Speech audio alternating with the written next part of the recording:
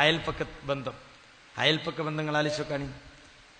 സ്വർഗത്തിൽ പോകൂലെന്ന അയൽവാസി നമ്മുടെ കാര്യത്തിൽ സുരക്ഷിതനല്ലെങ്കിൽ, എന്റെ വീട്ടിൽ ഭക്ഷണം കഴിക്കാല്ലെങ്കിലും എന്റെ വീട്ടിൽ ഭക്ഷണം കഴിക്കാല്ലെങ്കിൽ അവൻ അയലോക്കക്കാരനായിട്ടുണ്ടോ, എന്റെ വീട് സുരക്ഷിതമാണ്. എന്റെ വീട്ടിൽ സ്ത്രീകളില്ലെങ്കിലും എന്റെ ഭാര്യയും എന്റെ കുട്ടികളും അപ്പുറത്താ സഹോദരനുണ്ടെങ്കിൽ സുരക്ഷിതരാണ്. ഈ ഒരു സുരക്ഷിതത്വ ബോധം അല്ലേ നമ്മുടെ അയൽപ്പക്കക്കാർക്ക് നമ്മളെ കൊണ്ടുണ്ടാകണം. അള്ളാഹുവിന്റെ റസൂൽ ആ വിഷയത്തിൽ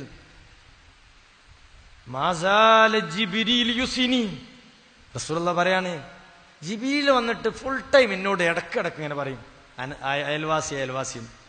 ഞാൻ വിചാരിച്ചു അനന്തരാവകാശം ഓഹരി വെക്കുമ്പോ ഇവർക്കൊരു പോർഷൻ കൊടുക്കേണ്ടി വരുമോ എന്ന് എനിക്ക് തോന്നിപ്പോയി, അവർക്കൊരു വിഹിതം കൊടുക്കേണ്ടി വരുമോ എന്ന് എനിക്ക് തോന്നിപ്പോയി. അത്രയും ജിബിരിൽ എന്ന മലക്ക് വന്ന് എന്നോട് ഈ വിഷയങ്ങൾ ഇങ്ങനെ പറഞ്ഞുകൊണ്ടിരിക്കുന്നത്. ഒന്ന് ആലോചിച്ച് നോക്കാണ്, ഈ ഇരിക്കണം നമുക്കൊക്കെ അയൽവക്കക്കാരില്ലേ? എല്ലാവരും ആലോചിക്കും, നമുക്ക് അയൽപ്പക്കക്കാരുണ്ടോ? അവർ നമ്മുടെ സാന്നിധ്യത്തിൽ കുളിർമയുള്ളവരാണോ, സന്തോഷമുള്ളവരാണോ, റാഹത്തുള്ളവരാണോ? നമ്മുടെ സമീപനമാരെ വിഷമിപ്പിക്കുന്ന എന്തെങ്കിലും ഒരു നിലപാട് നമ്മൾ അയൽപ്പക്കക്കാരുടെ കാര്യത്തിൽ ഉണ്ടായിട്ടുണ്ടോ? സ്വന്തം ഒരു വീട് വെക്കുന്നതിന് മുമ്പുണ്ടാകേണ്ടത് അൽ ജാറു ഖബല ദാർ. ഒരു വീട് വെക്കുന്നതിന് മുമ്പ് നല്ല അയലോക്കക്കാരുണ്ടോ എന്നതാണ് നോക്കേണ്ടത്. അതാണ് യഥാർത്ഥത്തിൽ ഇസ്ലാം കേരളക്കരയിൽ വരുന്ന ആ കാലഘട്ടത്തിൽ മുസ്ലിമായ ഒരാളെ അയൽപ്പക്കക്കാരനായി കിട്ടിയെങ്കിൽ എന്ന് ആഗ്രഹിച്ചിരുന്നൊരു കാലഘട്ടം ഉണ്ടായിരുന്നു. അതാരാണെന്നോ, നബിയുടെ ശിക്ഷണം കിട്ടി വളർന്ന ആ കറകളഞ്ഞ സ്വഹാബാക്കിറാമാണ്. അവരുടെ അയൽപ്പക്കത്തിൽ 5 സെന്റ് ഭൂമി കിട്ടുകയാണെങ്കിൽ അതിന് 10 റുപ്യ കൂടുതൽ കൊടുക്കാനും ഒരു കാലയളവിൽ പ്രിയപ്പെട്ടവരെ അവർ ആഗ്രഹിച്ചിരുന്നു. ശരിക്കും ആലോചിച്ചു കാണി, നമ്മൾ ഇസ്ലാമിന്റെ കൃത്യമായ പാരമ്പര്യം കേരളക്കരയിൽ പരിശോധിക്കുമ്പോൾ ഒരു 4-5 വാപ്പാരൊക്കെ തീയമ്മ നായരുമായിരിക്കും. അങ്ങനെയാണ്.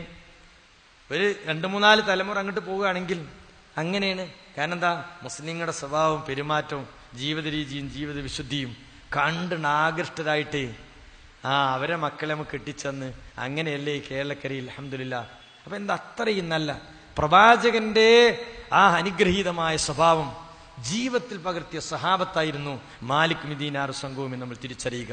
സഹോദരങ്ങളെ, ഈ ഇരിക്കണ നമ്മൾ നല്ലവരാണോ ചീത്ത ആളുകളാണോ എന്നറിയാൻ അള്ളാഹുവിന്റെ റസൂൽ പറഞ്ഞ ഹദീസ് കേട്ടോളി. അയലോക്കക്കാർ നിങ്ങളെ പറ്റി നല്ലവരാണെന്ന് പറയുന്നെങ്കിൽ നിങ്ങൾ നല്ലവരാണെന്ന്. റസൂലുള്ളാഹി വന്നിട്ട് ചോദിക്കാൻ, നബിയെ, ഒരാൾ വന്നിട്ട് റസൂലുള്ളാഹി ചോദിക്കാം, കൈഫലി അൻ അഅലമ ഇദാ ഹസൻതു ഇദാ അസഅതു.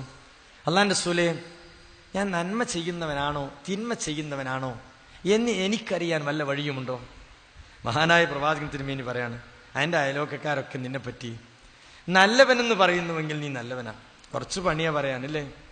നിന്റെ അയൽവാസികൾ നിന്നെപ്പറ്റി മോശമാണെന്ന് നിന്നെപ്പറ്റി പറയുന്നുവെങ്കിൽ നീ മോശക്കാരനാണ്.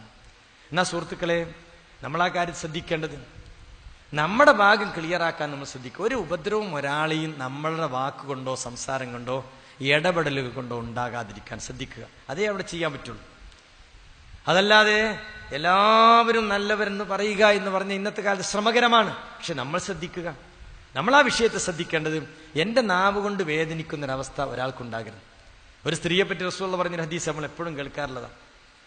മഹാനായ പ്രവാചകൻ അയൽവാസിയുടെ കാര്യത്തിലാണ് ഒരു സ്ത്രീയെ കാര്യത്തിൽ റസൂൽ സംസാരിച്ചത്. ഫുലാലത്തുൻ, റസൂലുള്ളാഹി പറയും, ഒരു സ്ത്രീ നരകത്ത് പോകുന്നു, നരകാവകാശിയാകുമെന്ന് പറഞ്ഞു. അതിൽ മഹാനായ പ്രവാചകൻ സല്ലല്ലാഹു അലൈഹി വസല്ലം ഇതിന് പറഞ്ഞ് അവസാനിപ്പിച്ചപ്പോൾ സഹാബത്തിന് ഭയങ്കര അത്ഭുതം. ഞാൻ ആ സ്ത്രീയെ കൃത്യമായി അറിയുന്ന സഹാബി ചോദിച്ചു, നബിയെ, എന്ത് നിങ്ങളാ സ്ത്രീയെ പറ്റി നരകാവകാശിയാണെന്ന് പറയാൻ കാരണം?